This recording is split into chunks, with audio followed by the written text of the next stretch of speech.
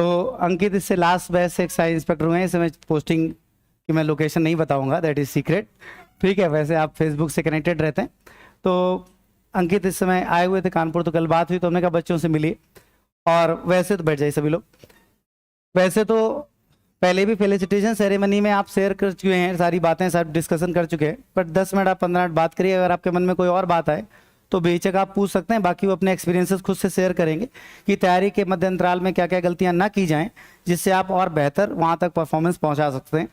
ऐसे ही यहाँ पर बैठे थे अंकित, जब इससे उनसे ठीक पहले वाले बैच से कौन आए थे, हाँ, शाश्वत एक्साइज इंस्पेक्टर आए थे, तो उत्तम भी आए थे। तो ऐसे तय कर लिया था गया था कि हमें भी इसी तरह एक दिन आना है। ये अंकित ने शेयर किया। तो मैं चाहूंगा कि आप में से बहुत सारे लोग ये तय कर लें कि आपको भी एक दिन ऐसे ही आना है। ठीक, कल 11 बजे एक संवाद श्रृंखला भी रखी गई, उस संबंध में भी और भी बात बच्चों से की जाएगी, तो वो मैं उपलब्ध रहूंगा वहाँ पे। तो एक अलग पार्ट है, कल टेस्ट सीरीज भी है, टेस्ट भी है। अभी अंकित बात करेंगे आपसे 10 मिनट, जो भी अपने तरफ से शेयर करेंगे। फिर कुछ भी मन में बात आए तो आप बेहिचक पूछिएगा, जैसे आप घर में अपने बड़े भाई से पूछ सकते हैं। थैंक यू भैया। जो 2016 में पहली बार मैं भैया के पास आया था, वैसे तो जब 1 मई, आवाज़ आ रही, गुड इवनिंग सबको, कैसी चल रही तैयारी? ठीक चल रही? कुछ डाउट भी होंगे, श्योर होते हैं, बताइएगा। तो पहली बार जब मैं यहाँ आया हूँ, मैं तो स्टेज पे तीसरी बार चढ़ा हूँ इतने सालों में। एक बार टूर्नामेंट के लिए, दूसरी बार 1 मई पिछले साल 2022 में फेलिसिटेशन सेरेमनी थी, और अब तीसरी बार है जो कि यूनिफॉर्म में है। जैसे ही पिछली बार बताया भैया ने कि उत्तम भैया लोग आए हुए, तो उत्तम भैया को बहुत कम लोग जानते हैं। कौन जानता है? 17 CGL से उत्तम भैया मुंबई में पोस्टेड है। तो मैं भी उस पुरानी बिल्डिंग में होती थी क्लासेज। तो उस टाइम मैं पीछे बीच में ऐसे ही बैठा था, जैसे अभी टीवी लगी हुई है वैसे उसमें भी टीवी लगी हुई थी। तो वो आए हुए थे तो और उसके पहले मैं भैया की फ़ोटो देख चुका था, एक्साइज वर्दी वाली, यूनिफॉर्म वाली। तो जब CGL की तैयारी शुरू की तो पता ही नहीं था कुछ ऐसी भी वैकेंसी पोस्टें होती हैं, कुछ होता है। CGL का SSC का S भी नहीं पता था, फुल फॉर्म में नहीं पता था जब 16 में शुरू हुई थी, क्योंकि 12th में 94% थे मार्क्स। तो कुछ उसमें पता ही नहीं चल पाया कि, और 12th की मैथ और SSC के मैथ में कितना अंतर है देखा ही होगा आपने। तो उस समय क्या था कि इंजीनियरिंग वाला भूत होता है, जब अच्छे नंबर आते हैं या तो इंजीनियरिंग करनी है या तो फिर किसी अच्छे कॉलेज से BA BSc करनी होती है। लेकिन होता वही है जो ऊपर वाले ने लिख के भेज दिया होता है कि करना क्या है। भले ही हम कितने साल भटक लें, लेकिन मंजिल हमें अपनी ओर आकर्षित कर ही लेती है कुछ दिनों के बाद। तो ऐसे ही एक साल 2015 में इंटर हुआ था मेरा। उमरी कॉलेज है, शायद जानते बहुत लोग अंदर होंगे उमरी से भी। तो 15 में इंटर होने के बाद एक साल ऐसे ही इधर उधर रहा। फिर 16 में मैं भैया के पास उस बिल्डिंग में पहली बार आया था। तो तब लगा कि हाँ, इस वाली वैकेंसी से, SSC से भी कुछ अच्छी पोस्टें पाई जा सकती, जिसमें से हम अपने सपनों को साकार कर सकते हैं। मैथ मुझे शुरू में नहीं समझ में आती थी कि कोई काम 4 दिन में कर रहा है, कोई काम 6 दिन में कर रहा है, टोटल 24 कैसे हो गए, क्या चल रहा है, सब पता नहीं क्या होता था। लेकिन धीरे धीरे जब वो बेसिक भैया ने समझाया कि अगर 4 में कर रहा है तो उसकी क्षमता 1/4 होगी, तो इस तरीके से जब वो चीज़ें चली तो आगे बढ़ते गए तो इम्प्रूवमेंट दिखता गया। इम्प्रूवमेंट क्या, 2017 में जब मैंने पहला CHL दिया तो उसमें मेरे CHL 2017 मेरा पहला एग्ज़ाम था SSC का, उस पर मेरे 50 आउट ऑफ 50 थे। 18 CHL, 19 CHL, 20 CHL मैंने 4 दिए हैं, चारों में पूरे में 50 नंबर आए हैं चारों एग्ज़ामों में। 18 CGL, 19 CGL और 21 CGL, इनमें से एक CGL में 48 थे, बाकी सब में 50 ही थे। तो वो एग्ज़ाम मैथ मतलब मेरी स्ट्रॉन्ग पॉइंट था मैथ। पहले शुरुआत में नहीं लग रहा था कि मैथ अच्छी भी हो जाएगी, ये मैथ हो ही क्या रही है समझ में नहीं आ रहा है, वो मैथ के लिए हो जाता है। बाकी आप अपने पर्सनल डाउट पूछ लीजिएगा। जर्नी 16 से शुरू हुई, मैथ यहाँ पे, इंग्लिश और एक जगह से, ऑनलाइन ऑफलाइन ही, उस टाइम ऑनलाइन का दौर चलता नहीं था, ऑनलाइन तो ये कोविड के बाद शुरू हुआ है। एक चीज़ मैं बताऊँगा ऑनलाइन और ऑफलाइन में क्या अंतर होता है थोड़ी देर बाद, कि ऑफलाइन कौन ज़्यादा इंपॉर्टेंट होता है, ऑफलाइन इंपॉर्टेंट होता है कि ऑनलाइन इंपॉर्टेंट होता है। फिर मैथ इम्प्रूवमेंट हो चुका पूरा। इंग्लिश में सब सही हो गया था। 4 सब्जेक्ट होते हैं, उस टाइम GS का उतना ज़्यादा रोल होता नहीं था, अब तो खैर मेंस में भी GS आने लग गई है, तो GS को इग्नोर नहीं किया जा सकता है। रीजनिंग मैथ अगर आपकी अच्छी हो जाती है तो रीजनिंग भी अच्छी हो जाती है। ये बात सब्जेक्ट की है वो तो एक बार बता चुके हैं, अभी पीछे फेल स्टेशन भी हुआ है तो उसमें बहुत सारे लोगों ने कैसे क्या तैयारी करनी है वो चीज़ें बताई गई। कुछ चीज़ें और भी हैं जो, एक क्वेश्चन था मेरा उस टाइम कि आप कौन सी गलतियाँ 5 गलतियाँ ना करें, जिससे किसी ने पूछा था कि मैंने फिर पूरा वीडियो देखा था कि ऐसी कौन सी 5 गलतियाँ हैं, ऐसी कौन सी 5 गलतियाँ जो आप लोगों ने की और हमें नहीं करनी चाहिए जिससे कि जल्दी से सिलेक्शन हो जाए। तो मैं बताता हूँ 5 गलतियाँ मैंने उस टाइम नोट करी थी, ध्यान में रखा था। पहली बात, किसी भी एग्ज़ाम को छोटा मत समझिएगा। जैसे CHL इग्नोर करना, MTS इग्नोर करना CGL के चक्कर में, तो वो चीज़ गलत होती है। हालांकि MTS को इग्नोर किया जा सकता है, लेकिन सरकारी होती है, सबको अपनी ओर आकर्षित करती है, भले वो MTS ही क्यों ना हो, ग्रुप D क्यों ना हो। मैंने क्या किया था, मेरा CGL 19 जिसमें मेरा सिलेक्शन हुआ था फाइनल, उसका मेंस लगा था दीपावली के एक दिन बाद 15 नवंबर को। और उस CHL 2020 जिसमें से मेरे 220 नंबर थे, श्योर सिलेक्शन था, 212 मेरिट गई हुई थी बाद में, उसमें मेरी टाइपिंग लगी हुई थी उसके 20-25 दिन पहले। मेरा टाइपिंग में मन नहीं लगता था क्योंकि मुझे नहीं अच्छी लगती थी टाइपिंग की, क्या करना है टाइपिंग कर रहे हैं। अभी जब टाइपिंग में इतनी मेहनत हो रही है, उंगली नहीं काम कर रही है, तो बाद में भी यही नौकरी करनी पड़ेगी टाइपिंग वाली, क्या ही फ़ायदा होगा। तो टाइपिंग इग्नोर की मैंने, जिससे कि थोड़ा सा लेट हुआ, नहीं तो उसमें हो जाता तो 1 साल एक और हो जाता खैर। लेकिन मैंने दांव लगाया कि टाइपिंग छोड़ के 19 मेंस को ध्यान लेते थे, तो वो दांव मेरा सही गया कि मैथ की कठिन शिफ्ट में 15 नवंबर 2019 CGL का 15 नवंबर का एग्ज़ाम जो पहला पेपर था, उसमें से कठिन शिफ्ट थी, 3 शिफ्टों में पेपर हुआ था। 92 क्वेश्चन किए थे मैंने। उस समय मैथ में 100 क्वेश्चन आते थे, शायद पता ही होगा सबको मोस्टली, क्योंकि चेंज तो अभी हुआ है 1 साल 22 वाले CGL से ही। तो 100 क्वेश्चन आते थे, मैंने 92 किए थे, 91 सही थे अप्रॉक्स। और दूसरी गलती क्या चीज़ की, अगर आपके पास 60 मिनट मिलते हैं ना एग्ज़ाम में, तो आपके पास अगर 1 मिनट भी बच रहा है और कुछ क्वेश्चन बचे हुए तो उनका यूज कर लो। ये एग्जांपल से बता रहा हूँ, मेरे 92 क्वेश्चन हो गए थे मैथ में, मेरे पास 1 मिनट 45 सेकंड का टाइम था। अच्छा, 1 मिनट 45 सेकंड में लगभग कितने क्वेश्चन किए जा सकते हैं? 2-3 तो किए ही जा सकते हैं आराम से, अगर वो हिट कर गए। मेरे पास 8 क्वेश्चन बाकी थे। मैंने सोच लिया कि मेरे 92 क्वेश्चन मैंने किए हैं, सारे सही हैं, तो मैंने अब 1 मिनट में कुछ नहीं कोशिश की, मैंने छोड़ दिया। 1 मिनट छोड़ो, क्या करना है, हो जाएगा इतने में। अगर वो 1 मिनट में मैं 2-3 क्वेश्चन और कर लेता, शायद लखनऊ में मुझे मिला होता। वैसे भैया ने पिछली बार बताया तो मुझे चंडीगढ़ मिला हुआ है, चंडीगढ़ में मैं पोस्टिंग है, उतनी बुरी नहीं है, लेकिन घर घर होता है। तीसरी 2 गलतियाँ मैंने गिना दी। तीसरी गलती ऐसी 5 और बता देंगे धीरे धीरे और आप लोगों को कोई डाउट हो तो बताइएगा, बाकी मेरे पास बोलने के लिए बहुत कुछ है।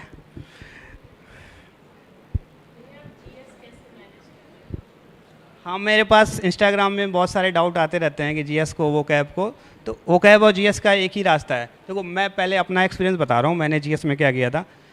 मेरे टाइम में GS, इंग्लिश, रीजनिंग और मैथ, ये 4 सब्जेक्ट होते थे। 4 अभी भी होते हैं, कंप्यूटर वो एक्स्ट्रा ऐड हो गया है तो, लेकिन GS का उतना रोल नहीं होता था।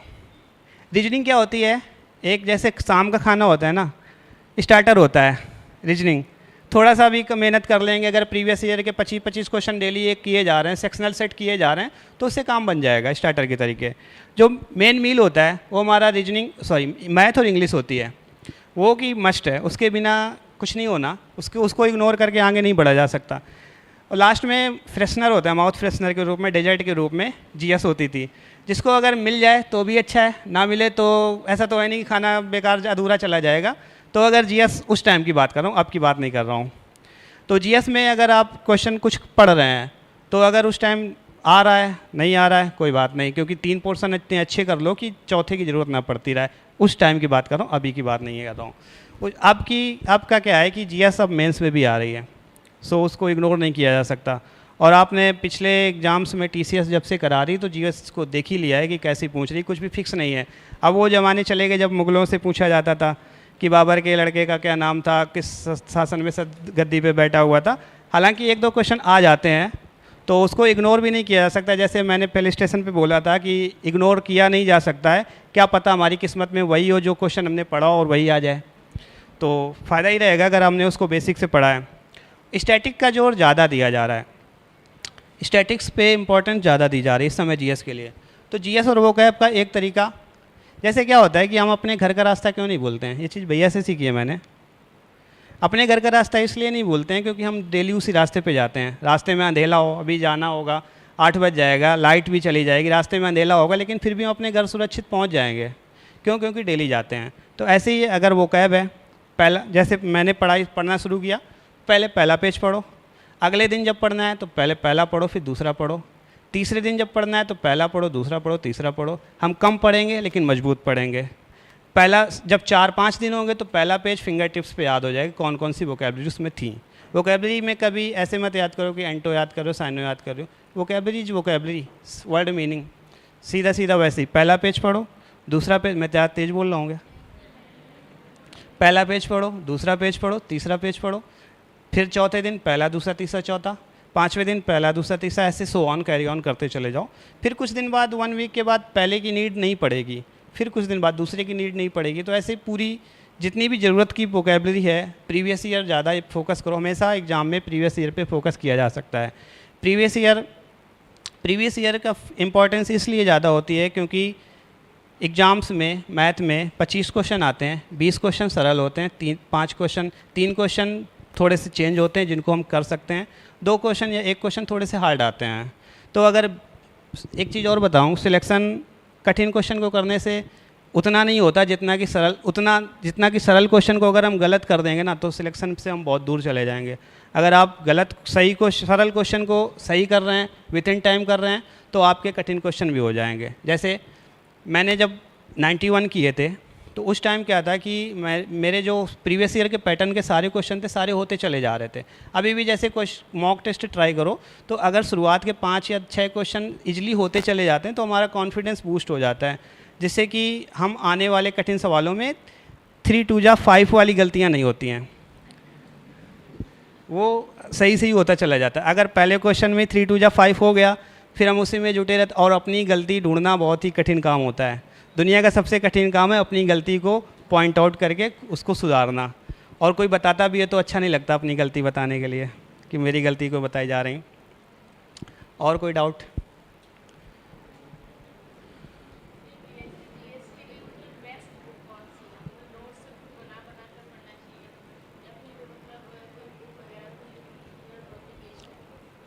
जीएस के लिए बुक, देखो बुक जो भी आपके पास हो सबसे पहले तो उसको ख़त्म करनी चाहिए, ठीक है। कोई मतलब ऐसा नहीं है कि किसी बुक में ऐसा लिखा हुआ है कि इसी से सब कुछ आना है, और बुक इतनी मोटी होती है उससे से 25 क्वेश्चन छाटे जाते हैं।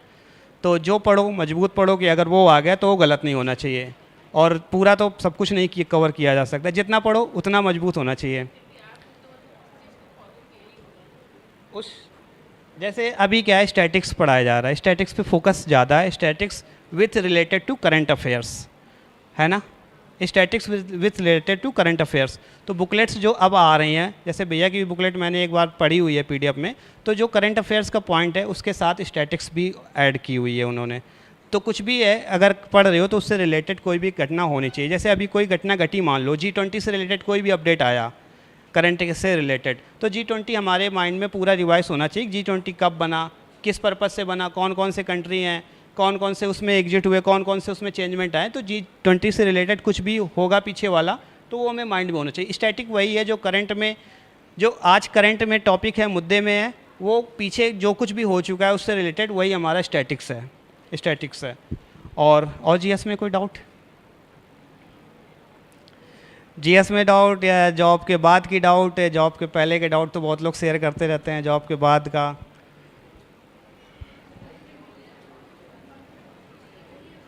हाँ जी, जॉब के बाद और पहले आने वाले चेंजमेंट कुछ?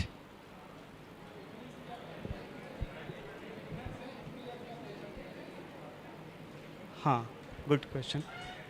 बिगिनर्स वाले डाउट्स जो पहले पिछले सेशन पे मैंने फेलिस्टेशन में देखा था कि जिसका फर्स्ट ईयर चल रहा है, सेकेंड ईयर चल रहा है बीएससी में ग्रेजुएशन में, तो उनके लिए सबसे पहला सजेशन ये है कि अपनी बेसिक्स को कंप्लीट करो। मैथ ट्रिक्स पे नहीं होती, अगर आप भैया से पढ़ चुके होंगे तो ट्रिक्स पे कुछ नहीं होता। ट्रिक्स एक ट्रिक लगेगी दूसरी ट्रिक फेल हो जाएगी। अगर यही चीज़ ट्रिक्स जो मैंने शुरुआत में बताया कि एक काम 4 दिन में कर रहा है, एक 6 दिन में कर रहा है, अगर टोटल 12 मैं याद कर लेता, या ये याद कर लेता है कि उनका एलसीएम ही होता है और ये ना पता होता क्यों होता है, तो ये तो सवाल हो जाता मेरे से, अगर कुछ थोड़ा सा घुमा देता तो भी नहीं हो पाते हैं।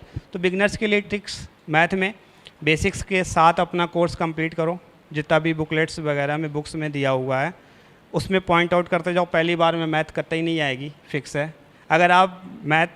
अगर आप पीछे वाले स्टैंडर्ड से हैं या टेक्निकल मैथ पढ़ी हुई है, अवकलन समाकलन से आए हुए हैं, तो पहली बार में मैथ नहीं आनी है। एडवांस अर्थमेटिक की बात कर रहा हूँ, तो उसमें दोबारा पढ़ना पड़ेगा। दोबारा हम उसी 200-250 सवालों को नहीं लगा सकते। कुछ पॉइंट आउट करो कि ये 50 सवाल हैं, टेक्निकल हैं, ये बेसिक वाले हैं, दोबारा के लिए वो चीज़ अच्छी है। तो बिगनर्स के लिए मेन ट्रिक मैथ में ये है कि अपने कोर्स को बेसिक के साथ कंप्लीट करो। उसके बाद प्रीवियस ईयर इंग्लिश में रूल्स वगैरह सारे जो 14 टॉपिक होते हैं, 14 टॉपिक नाउन प्रोनाउन से रिलेटेड लगा कर प्रीपोजिशन एंड एडवर्ब तक वो कंप्लीट होने चाहिए। रूल्स फिंगर टिप्स पे होने चाहिए। कोई भी बुक पढ़ो, इंग्लिश के लिए कोई ऐसी पर्टिकुलर बुक नहीं है जिसको मैं बता दूं कि ये बुक ज़्यादा बेटर है। बाकी प्रीवियस ईयर पे फोकस ज़्यादा, वो बात की बात है। पहले तो एक बेसिक होना चाहिए ना।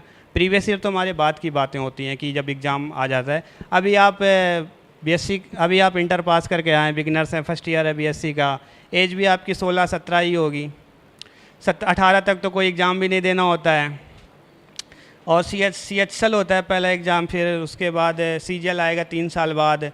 तो अगर आप शुरुआत से ही प्रीवियस ईयर में लग गए और आपके बेसिक कंप्लीट नहीं है तो आपके डाउट होने लग जाएंगे। या तो अगर आप 2022 CGL से प्रीवियस ईयर उठा लिया तो आपको लगेगा मैथ में कुछ आता ही नहीं था, ये तो इतने सरल सवाल पूछ रही है SSC, हम क्यों कठिन पढ़ रहे हैं। तो वो चीज़ गलत बात है। प्रीवियस ईयर से डायरेक्ट पिक नहीं करना है। अगर आपने गलती से 17 वाला CGL का मेंस उठा लिया तो फिर लगेगा ये मैथ कहाँ की आ गई। सबसे कठिन मैथ 17 CGL की आई थी मेंस में, दोबारा री एग्ज़ाम हुआ था। तो बिगनर्स के लिए मैथ में आप अपना बेसिक कंप्लीट करें, क्योंकि आपके पास इनफ टाइम होता है। और एक line, freshers have never pressures, freshers के पास कोई प्रेशर नहीं होता उनके पास।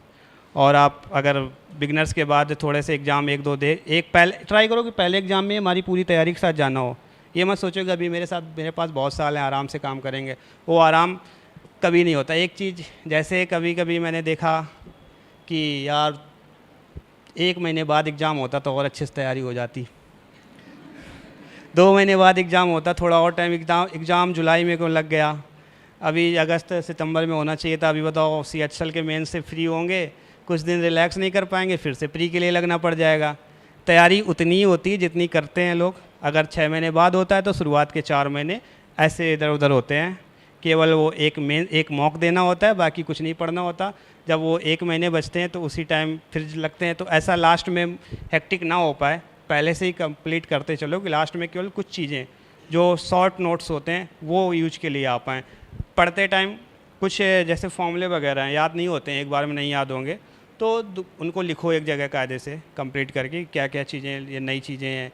उनको एक छोटी सी पतली सी मैथ में डायरी बना लो, उनके सारे फॉर्मूले, ज्योमेट्री में बहुत सारे फॉर्मूले होते हैं, मेंसुरेशन में फॉर्मूले होते हैं, तो उनको एक जगह लिखते चले जाओ कि जब एग्ज़ाम के पहले, अगर एग्ज़ाम में देने जाना है कुछ दिन पहले ही, हमें 1 वीक में वो चीज़ों को रिवाइज़ कर लें। शॉर्ट पीरियड में रिवाइज़ करना ज़्यादा ईजी होता है। आप पूरी मैथ की बुक लेके बैठ जाओगे तो कैसे रिवाइज़ होगा। GS में बिगिनर्स के लिए अगर आप कहीं से पढ़ रहे हैं तो उनको पूरा फॉलो कीजिए, क्योंकि आप GS में बिगिनर्स के लिए यही है कि अगर आप कहीं से पढ़ रहे हैं तो फॉलो कीजिए। एटलीस्ट कुछ टॉपिक्स जो होते हैं जैसे ज्योग्राफी वगैरह, हिस्ट्री वगैरह, तो आपको आनी चाहिए, बेसिक तो आना ही चाहिए आपको, कि मुग़ल पहले आया था कि दिल्ली सल्तनत पहले आई थी, कौन पहले आया था। एटलीस्ट इतना तो पता ही होना चाहिए टाइम पीरियड, क्योंकि एक क्वेश्चन 25 के 25 तो बाहर के आ नहीं सकते, 4-5 आएंगे, 4-5 में से डबल कर लेंगे तो 10 नंबर हो जाएंगे। वैभव ने बताया था 11 नंबर साउंड पूरे ऑल इंडिया का एवरेज स्कोर होता है GS में 11-12। 5 क्वेश्चन तो कंप्लीट होंगे ना। गलत क्वेश्चन ना करो, सही क्वेश्चन, मतलब तुक्के वाले पॉइंट पे आएंगे कभी। बताओ कोई और डाउट। ऑनलाइन ऑफलाइन स्टडी के लिए क्या है कि ऑनलाइन में मज़ा तो आता है बस, लेकिन मज़ा ही आता है, एक लाइन याद रखो।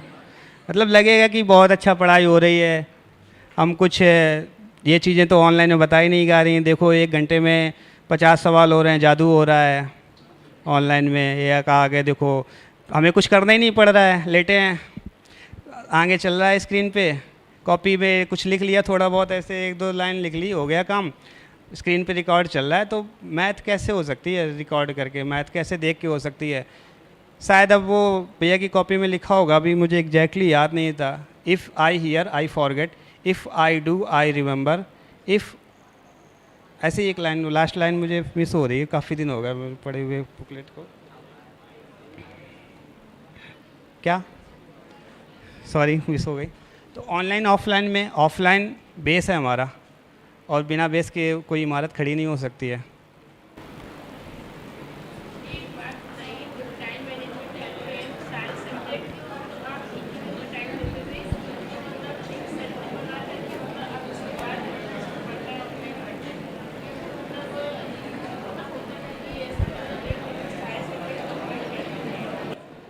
टाइम मैनेज वाला जो पॉइंट है, टाइम मैनेज का पॉइंट जो है, उस पर टाइम तो हमें पहले बचाना पड़ेगा ना, हमारा टाइम कहाँ बेकार जा रहा है।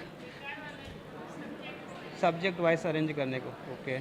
टाइम मैनेज का मतलब पहले तो हमें टाइम बचाना पड़ेगा, किस टाइम में क्या हम कर रहे हैं उसको इग्नोर करके अपने स्टडी रिलेटेड।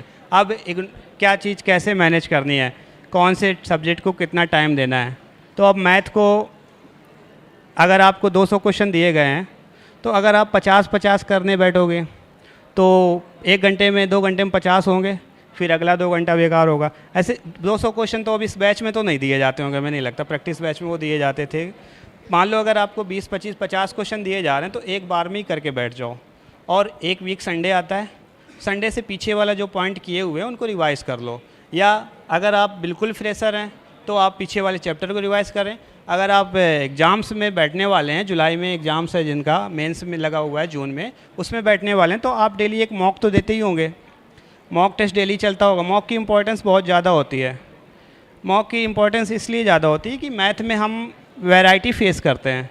जब तक वैरायटी फेस नहीं करेंगे तब तक हमें अपनी असलियत पता नहीं चलेगी। पहले हमने परसेंटेज पढ़ा, फिर उसके बाद रेशियो पढ़ा, रेशियो के बाद प्रॉफिट लॉस पढ़ा, और हम परसेंटेज का पीछे भूल गए, तो कोई फ़ायदा ही नहीं है। फिर से हमें परसेंटेज वही साइकिल घुमाना पड़ेगा। इसलिए उस चीज़ को रिवाइज याद रखने के लिए, मेमोराइज रखने के लिए, उसको हमें एक बार रिवीजन ज़्यादा ज़रूरी है।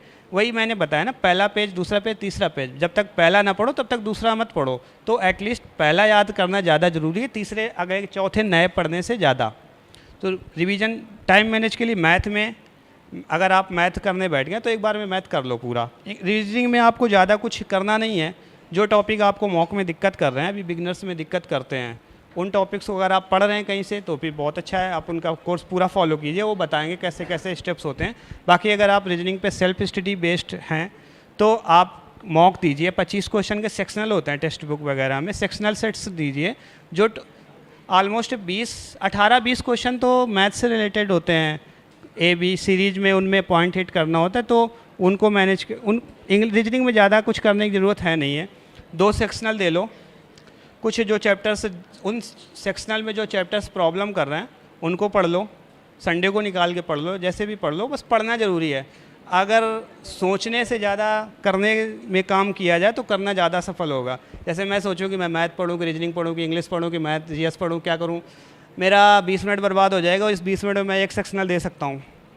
तो सोचने से ज़्यादा करना इंपॉर्टेंट है। सोचने से कुछ नहीं होता, करना पड़ता है। और एक चीज़, जैसे अभी, अच्छा किसका किसका एग्ज़ाम लगा हुआ है जुलाई में?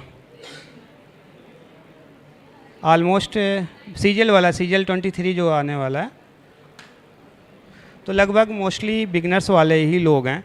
तो आपको सबसे बेसिक क्या करना है कि जैसे मैं, जब उत्तम भैया लोग आए हुए थे, सर ने भी बताया, तो उस टाइम मेरी भी मैथ उतनी अच्छी नहीं हुआ करती थी जितनी अब हो चुकी है या हुआ करती थी।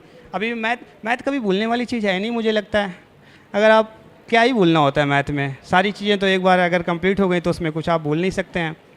तो आपको मैथ पूरी कंप्लीट करनी होगी, पीछे से बेसिक से कंप्लीट स्ट्रांग बनाना होगा ना। जितना बेस अच्छा स्ट्रांग होगा उतनी इमारत ऊंची अच्छी बनाई जा सकती है, सुंदर बनाई जा सकती है।